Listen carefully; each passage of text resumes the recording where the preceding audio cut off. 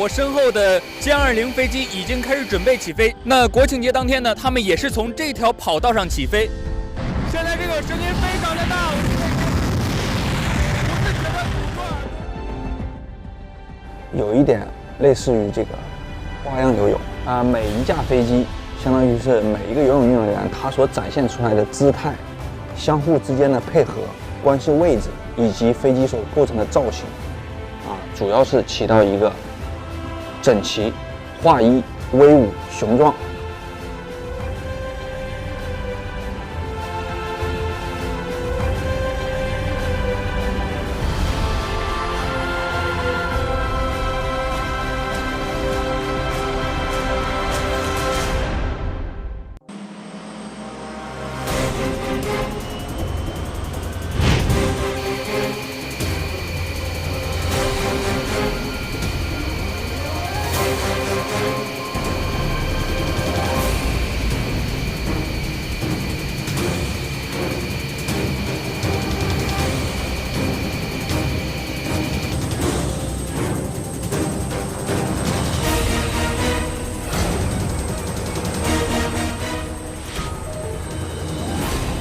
歼20战机作为我国自主研制的超音速隐身战斗机，自从诞生以来就一直是世人关注的焦点。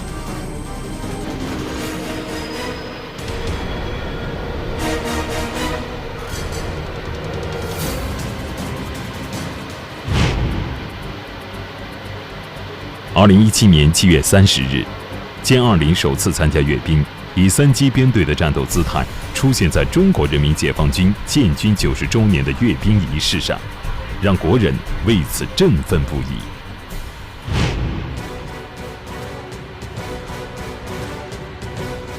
在2019年的国庆70周年的阅兵仪式上，歼20再一次亮相，首次以5机编队的战斗姿态飞临天安门上空，给国人带来了一场视觉盛宴。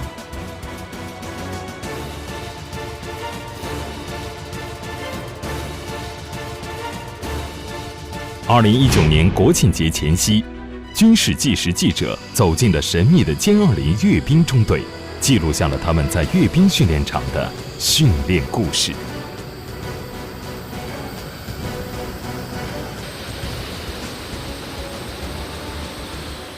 我身后的歼20飞机已经开始准备起飞，去执行今天的训练任务了。那国庆节当天呢，他们也是从这条跑道上起飞，去飞到天安门广场，接受我们祖国和人民的检阅。现在这个声音非常的大，我是觉得堵住耳朵，声音非常的大，根本听不见任何的声音。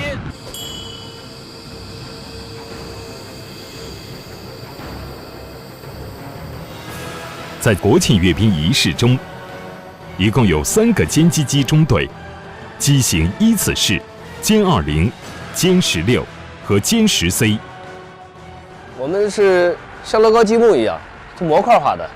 先是我们是一个中队啊，比如说5架歼20，然后另外第2个中队呢是5架歼16，第3个中队是5架歼10C。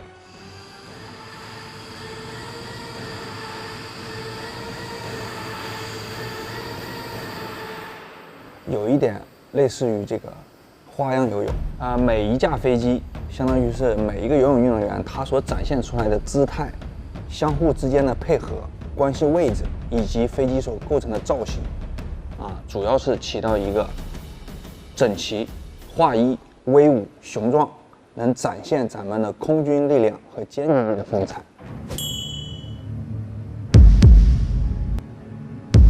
受阅的歼20飞行员平均年龄只有32岁，却都是最顶级的飞行员，可以驾驭多种歼击机机型，多次参加空军组织的大型作战任务。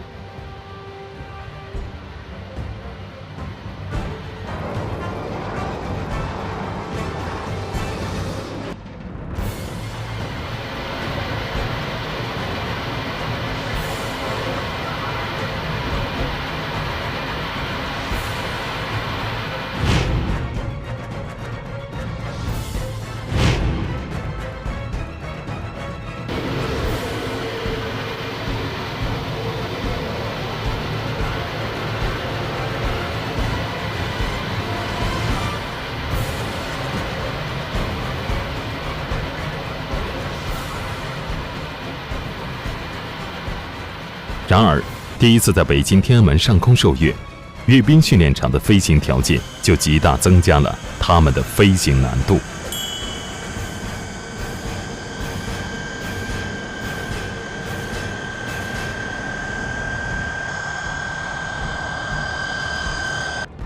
尤其是这个季节进入到了鸟类候鸟迁徙时期以后啊，从整个牧师范围内来看，鸟非常多，给飞行员在低高度活动的安全压力非常大。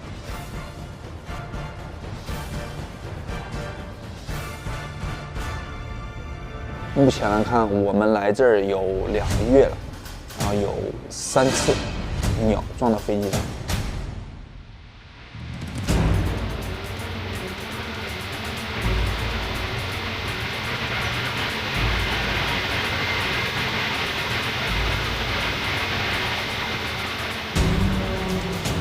作为超音速战机，歼20的飞行速度很快，一旦与飞鸟相撞，后果不堪设想。如果一只鸟撞到我们飞机了，轻则是蒙皮上受些影响，重则会导致这架飞机，发动机停车，然后飞行员被迫跳伞。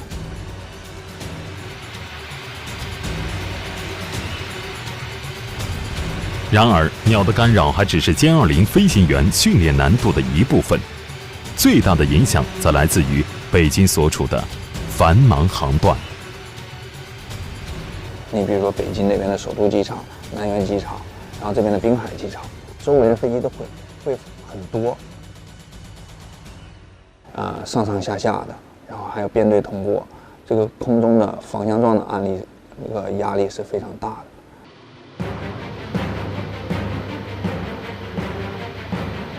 虽然训练的环境不算理想，虽然通过天安门上空的时间也只有短短的几分钟，但是这一切都不能阻碍歼20的飞行员们追求完美发挥的决心。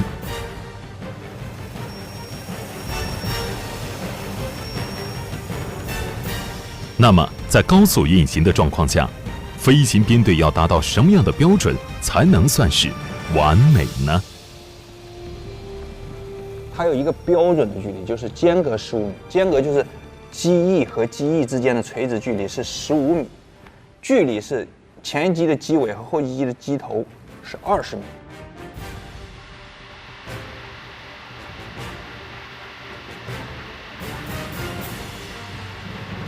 歼20飞行员飞的最好的标准是5分，而5分的标准不仅要靠飞行员的肉眼去控制，对飞机的操纵也很细微。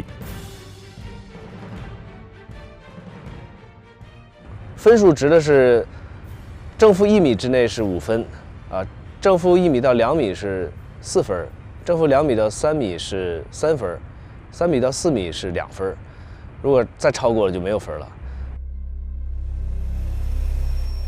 要想得到5分，将空中飞行的误差控制在1米以内，到底有多难？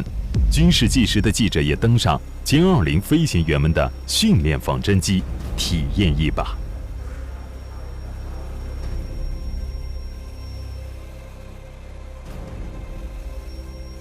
感觉特别的爽啊！但是话又说回来，每一个歼20飞行员，他的操作难度是很有难度的啊。今天我体验了一把，这个操纵杆的灵敏性是非常高的，所以说在高空上，要保持一个很平稳的状态是非常难的。一点细微的调整，这个飞机上呢就有很大幅度的变化。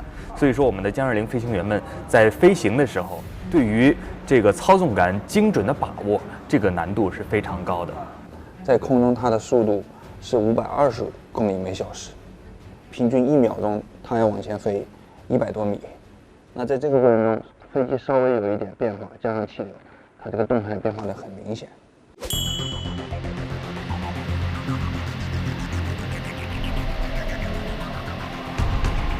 而更加令歼20飞行员们困扰的是，因为歼20飞机是隐身战斗机，在空中找参照物非常困难。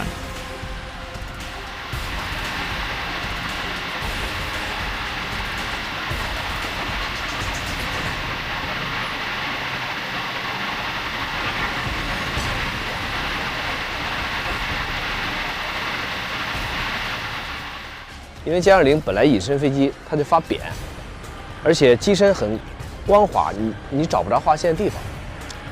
第二个的话，这主要我们有隐身涂层啊，我们会这样，如果划线的话，会破坏我们的作战效能。我们在找这个点的时候也特别费劲，一个是地面就观看，地面的话把飞机拖出来之后，而且地面观看飞机的大小，然后拿这个相机啊近距离的拍摄。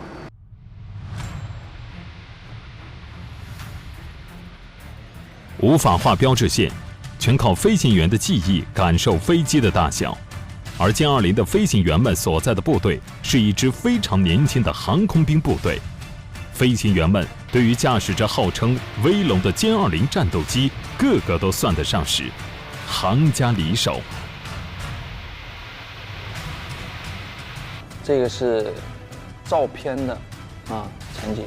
对于1号机来讲，它是要准时到达这个地方，然后左右不允许有偏差，5分标准就是比较高。然后其他的飞机就和这个1号机之间进行一个间隔距离的一个评判。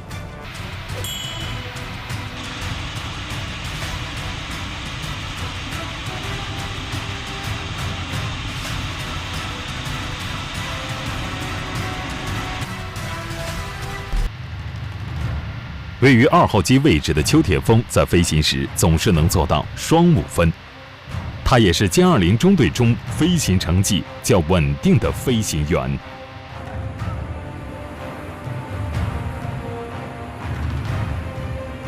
邱铁锋，1985年出生，飞行时间2000余小时，参加过3次阅兵，有着丰富的飞行经验。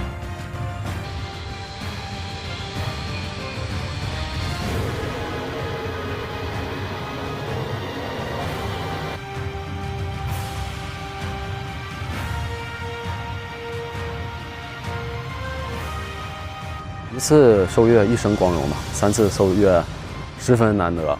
我们尤其是歼击机飞行员，能3种机型4年参加3次阅兵，在歼击机部队里面，可能是就我一个人。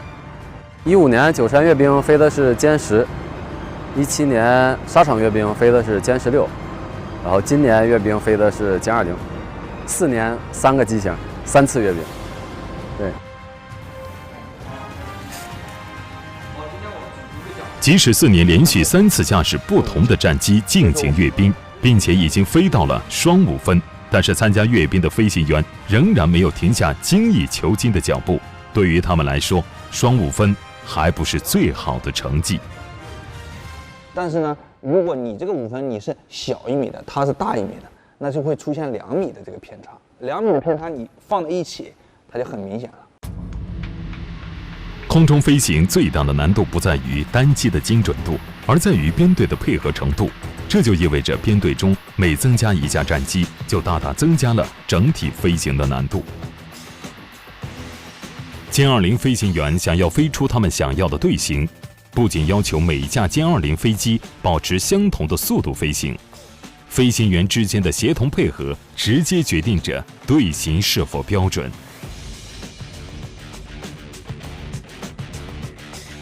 1号机稍微动一下，3号机再动一下，它再动一下，它这个修正的难度是会比较大，它像这个鞭子一样，这个偏差传递到外围的话，越传它这个偏差是会越大。因此，有多架超音速歼20战机同时飞过天安门，难度可想而知。事实上，编队飞行不仅仅是普通观众理解的整齐好看那么简单。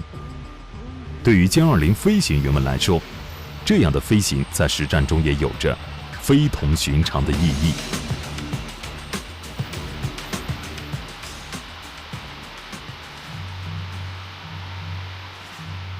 对实战化训练，对未来作战还是有意义的。这样的话，能够大量的、快速的把你的战斗机放上去。如果战时的话，这一点意义是比较大的在单位时间内放的飞机越多越好。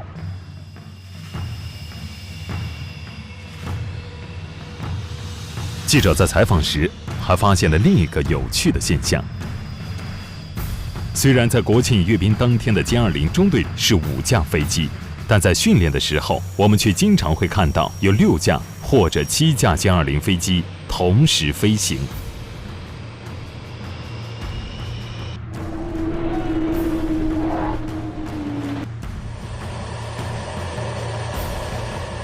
歼20飞机有3架备份机，1架是空中备份，2架是地面备份。这样做的目的也是为了保证国庆大阅兵的时候做到万无一失。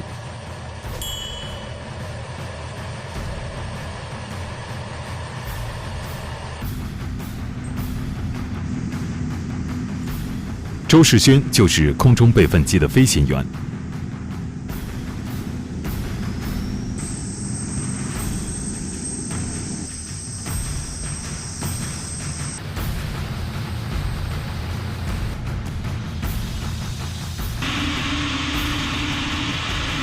当时名单下来的时候，看着自己位置说，当时因为选到阅兵的时候，当时想，哎，这上一次备份了，现在这一次应该可以通过了。但是后边一看，组织还是把备份机这个唯一1架空备的这个名额给了我。当时肯定刚开始那几天还是有点思想上有点小自主真。与我们常规的理解不同，备份机飞行员并不是因为飞行的水平不够，恰恰相反，备份飞行员的飞行技术相当过硬。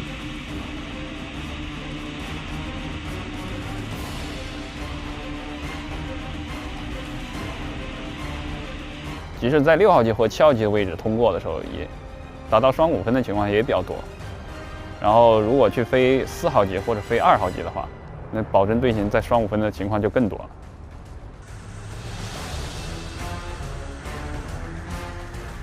与此同时，他们在训练的过程中还承担着更重要的任务，他们担任着编队飞行员陪练的角色，同时还要适应在编队中不同位置的飞行。加力，可以。对于编队飞行员来说，训练是为了阅兵场上完美的表现；而对于备份飞行员来说，训练却是为了不上场。我也想通过，但是我也不想去通过啊，因为你当这种情况出现，毕竟是有1架飞机已经出现了一些比较需要立即返场的一些故障。虽然备份飞行员的付出最终不会以受阅的形式体现，但是他们的战友将带着他们的训练成果，带着他们深厚的爱，接受祖国和人民的检阅。我妈也是当时在说这个事儿，你是哪家？我说哪家都是我，哪家的可能都是我。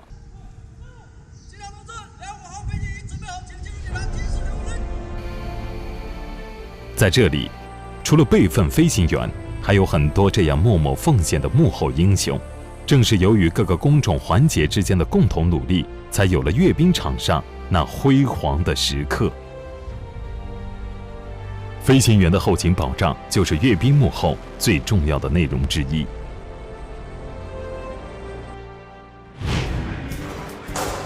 这个地方就是我们参加阅兵的飞行员们就餐的地方啊。这个呢，都是他们今天中午要吃的东西。我们看到桌子上有水果、橘子、西瓜，然后我们再来看今天中午都做了什么啊？粥、米饭，然后这些食品。这个位置呢是一个留样柜，在每次就餐之前会进行一个留样哈，以备我们后期的这个营养师进行检查。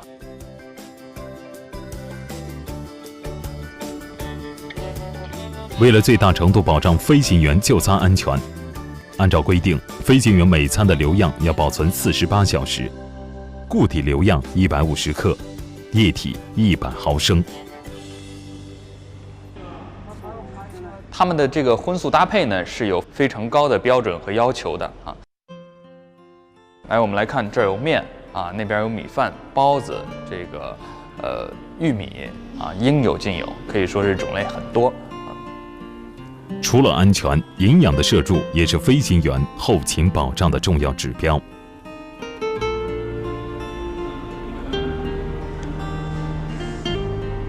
且刚才我了解到呢，这个像萝卜呀，还有素纤维啊，在飞行员的大餐当中是禁止食用的，因为它们可能会导致一些胀气啊之类的情况啊，这些在飞行当中会受影响，所以这些食物是在飞行餐中禁止食用的。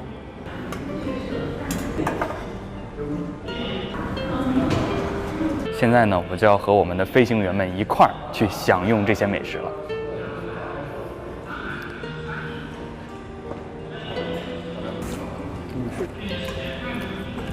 肯定要卫生嘛。伙食挺好的，就是菜量、种类，完了还有炊事员的做的这个精心程度上都提高了很多。能够满足你们这个日常这个饮食需求？大的都满足了。我们如果是吃太多，平常不再锻炼的话，都容易发胖、发福。服装是后勤保障中另一重要环节。受阅飞行员们所穿的飞行服，也是为了迎接大阅兵而制作的。周站长，我看您身上这个标，这个挺有意思啊。这是一共，我看这是1、2、3、4、5个标是吧？很漂亮是吧？对，您能给我们介绍一下吗？好的，以我们白龙身上的标，我来给大家逐一介绍一下哈。首先看它的右臂，这个是我们空军航空兵的军兵种标哦。这里写的空军航空兵啊，我们是以鹰头为代表。底子是空军的军旗，上红下蓝，这周边的话是，英语写的中国空军航空兵。这个上面这个马蹄标是我们国庆70周年空中梯队的专用标，是这次任务当中特意给我们制作的。然后它的右胸是整个空军的大标这是空军标，这是空军航空兵标，然后它的左胸上面是飞行标志这里写的飞行的单词简写简写。然后对，下面这个是1、2、3 T， 分别代表着1级、2级、3级特级飞行员。像我这样的 T 就是特级飞行员，像他是1级飞行员然后这个姓名牌写的白龙，他的姓名军衔分别用英文做标注，所以说我们是以整套的标志设计和这个衣服这个合为一体，然后这个整个衣服的这个款式和现在的这种设计都是符合国际潮流的。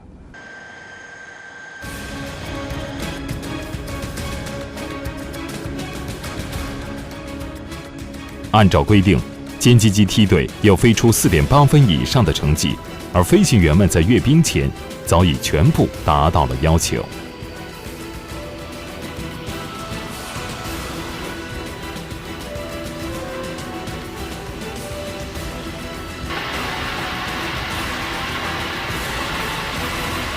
我们想达到的那个5分，不是说很努力去飞，我们是想达到一个什么样的目标呢？大家比较轻松的，操纵飞机，然后达到5分，信手拈来的5分。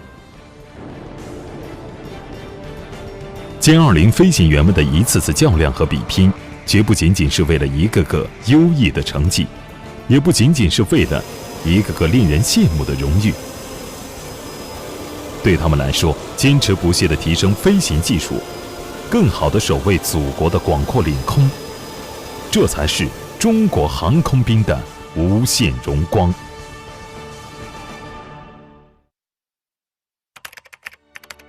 到了飞机座舱里面，它就会和我们的这个伞带、腰带连接。看我们需要7级跳伞的时候，这一套就是我们的生命带。大载荷飞行，它会充气，防止血液由上往下流，防止人员昏迷。这个腰带是挂伞刀和枪套的，这个是我们测试用的新款，它可以做到单手开，觉得它可以，那么我们就会给所有的飞行员配发。